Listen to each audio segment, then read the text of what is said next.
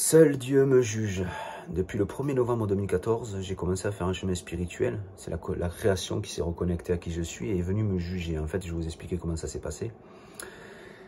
En fait, c'est comme si l'Esprit divin m'a rendu responsable de toutes les misères du monde. Tout ce qui se passe sur Terre, j'ai été rendu pour responsable. C'est comme si j'étais le fautif de tout ce qui se passait sur Terre.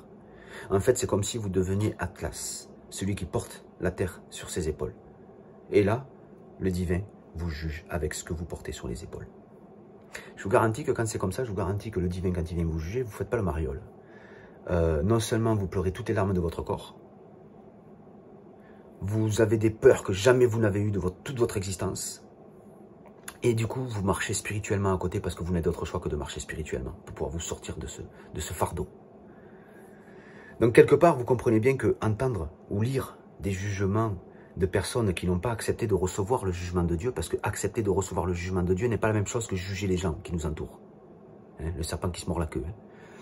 Donc quand on accepte de recevoir le jugement de Dieu, je vous garantis que voir les jugements de personnes ignorantes, pour moi, ça m'est complètement inutile. Je n'ai pas besoin de vos jugements. J'avance tous les jours. Chaque jour que Dieu fait, j'avance. Je me juge constamment. Dans mes actions, dans mes paroles, dans mes pensées. Dans tout ce que je fais, je suis jugé constamment.